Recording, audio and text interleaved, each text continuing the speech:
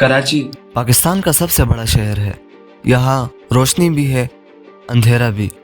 यहाँ मौक़े भी हैं और खंदक भी। लेकिन इस शहर की अंधेरी गलियों में एक ऐसा निज़ाम चल रहा था जो कि हमारे घरों तक पहुंच चुका था और हमें खबर भी नहीं थी। हमारे स्कूल बैग्स में, हमारे बच्चों की पॉकेट मनी में, हमारे नौजवान बच्चों की आंखों में। उसका नाम था अनमोल, मगर ये उसका असली नाम नहीं था। दुनिया उसे पिंकी के नाम से जानती थी। क्वीन मैडम पिंकी डॉन, नाम ही काफ़ी है। एंजॉय। यह स्लोगन उसके ड्रग्स पैकेट के पीछे लिखा हुआ होता था, लेकिन कोई क्या जानता था कि इसके पीछे पूरी कौम का नशा छुपा हुआ। साल 2006 कराची के सोराबकोट इलाके में सिर्फ 14 साल की उम्र में एक सरकारी स्कूल में पढ़ने वाली लड़की अपने घर से भाग गई। ख्वाब था मॉडलिंग, एक्टिंग और शोहरत का, और मंजिल थी लाहौर। लेकिन वो नहीं जानती थी कि लाहौर के रास्ते मंजिल तक नहीं ले जाते। मीनारे पाकिस्तान के करीब उसने एक औरत से दोस्ती की। फिल्म डायरेक्टर के दरवाजे खटखटाए। वहाँ उसने एक आदमी से मुलाकात की, राना नासिर। एक पुराना पुलिस ऑफिसर, उसका पहला शौहर, उसका पहला टीचर और ड्रग्स की दुनिया में उसकी एंट्री कराने वाला पहला इंसान। राना नासिर का नेटवर्क बहुत फैला हुआ था, रावलपिंडी, लाहौर, कराची। और पिंकी उस नेटवर्क की कराची की इंचार्ज बन गई थी।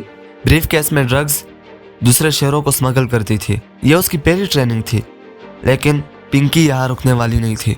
राना नासिर से जुदाई के बाद पिंकी ने एक और शादी की, और वो भी पुलिस ऑफिसर से, और इस बार उसने नेटवर्क खुद चलाया। क्वीन मैडम पिंकी डॉन, नाम ही काफ़ी है। यह सिर्फ एक स्लोगन नहीं था, यह एक वार्निंग था। कोकेन एम्पायर का मैकेनिज्म। यह सिर्फ एक ड्रग डीलर की कहानी नहीं, बल्कि ये एक पूरी कॉरपोरेट सिस्टम की कहानी थी। सोचिए, कोई कोरियर कंपनी जिस तरह काम करती है, ठीक उसी तरह पिंकी का निज़ाम चलता था, लेकिन पैकेज में कोकेन होती थी। नए कस्टमर्स के लिए राइडर्स नहीं भेजे जाते थे, बल्कि उन्हें एक गुमनाम जगह की लोकेशन भेजी जाती थी। कस्टमर वहाँ जाता, पैकेज उठाता, चला जाता। कोई फेस टू फेस कॉन्टेक्ट नहीं, कोई एविडेंस नहीं। पिंकी के CNIC पर पाबंदी लगी, मगर कोई बात नहीं थी ये उसके लिए। बेनामी अकाउंट्स, दूसरों के नाम पर सिम कार्ड्स और फीमेल कोरियर्स जिन्हें पुलिस आमतौर पर सस्पेक्ट नहीं करती थी। और वो ऐसे ऐप्स का सहारा लेती थी जिनमें डेटा ऑटोमेटिकली डिलीट हो जाता है, ताकि पुलिस ऑफिसर के लिए कोई सबूत बाकी ना रहे। अब इस कहानी का वो हिस्सा आता है जो सबसे ज़्यादा तकलीफदेह है और जो माँ बाप को ज़रूर सुनना चाहिए। पिंकी के कस्टमर सिर्फ अमीर लोग नहीं थे, सिर्फ एलीट पार्टीज नहीं थी, बल्कि 16 से 24 साल के स्टूडेंट्स थे।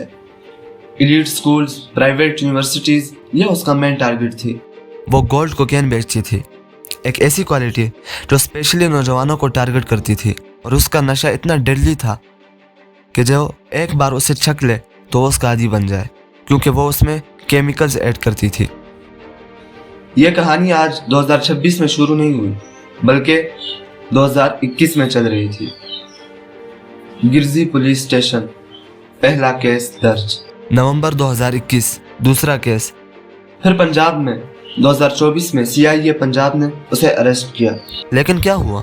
50 लाख और 2 गाड़ियां लेकर पिंकी छूट गई। पुलिस का कहना है ये पिंकी का अपना दावा है, लेकिन सवाल यह है 10 से ज़्यादा केसेस और 5 साल और वो आज़ाद घूमती रही, आखिर क्यों? और फिर आया वो पल जिसने पूरे पाकिस्तान को हिलाकर रख दिया। कोर्ट रूम के बाहर पिंकी की वीडियो वायरल हुई, जिसमें पुलिस वाले उसे ले जा रहे हैं बिना हथकड़ियों के, और खुद पिंकी को रास्ता सीधा कर रहे हैं कि इस तरफ आइए।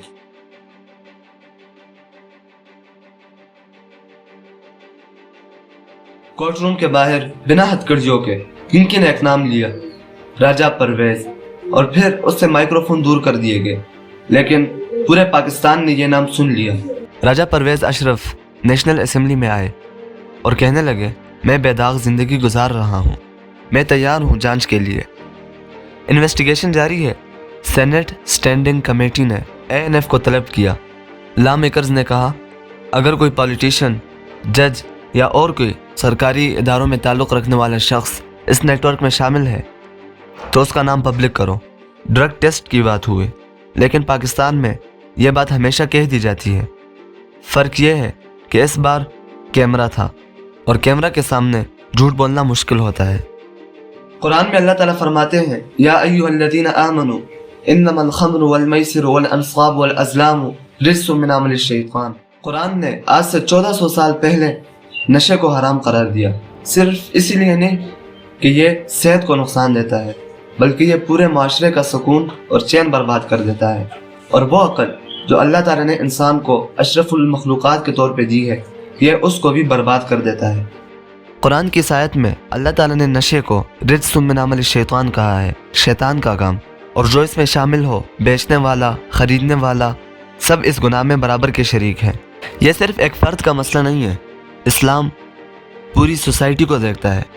जब एक घर में नशा आता है, बाप की मेहनत बर्बाद होती है, माँ की नींद जाती है, भाई की इज्जत मिट्टी में मिल जाती है, बहन का रिश्ता टूट जाता है। नशा सिर्फ एक बुरी हैबिट नहीं, यह ख़ानदान की बुनियाद पे वार है। पाकिस्तान में आज 90 लाख से ज़्यादा लोग नशा करते हैं, जिनमें अक्सरियत नौजवानों की है। अनमोल पिंकी सिर्फ एक नाम है, इसके नेटवर्क में 70 से ज़्यादा पेडलर्स हैं, इसके पीछे इंटरनेशनल स्मगलर्स हैं, इसके पीछे एलिजिडली पावरफुल लोग हैं। लेकिन इन सब से बड़ा मुजरिम वो निज़ाम है जिसने 5 साल तक आंखें बंद रखी। मैं आपके सामने 3 सवालात रखना चाहता हूँ। पहला सवाल, हमारे सिस्टम ने 5 साल क्यों आंखें बंद रखी? क्या ये नाकामी थी या कुछ और? दूसरा सवाल, हमारे बच्चे 16 साल की उम्र में कोकेन खरीद रहे थे, उनके पास ये पैसे कहाँ से आए?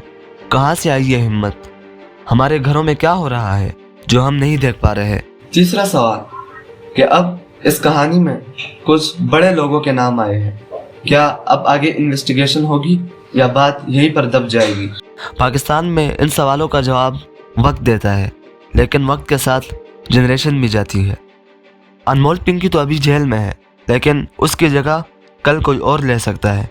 जब तक हमारे सिस्टम में खामियां हैं, जब तक हमारे घरों में कम्युनिकेशन नहीं है, और जब तक हम आंखें बंद रखते हैं। पिंकी की कहानी अभी ख़त्म नहीं हुई, बल्कि केस कोर्ट में है, इन्वेस्टिगेशन जारी है, और एक प्राइम मिनिस्टर का नाम रिकॉर्ड में है।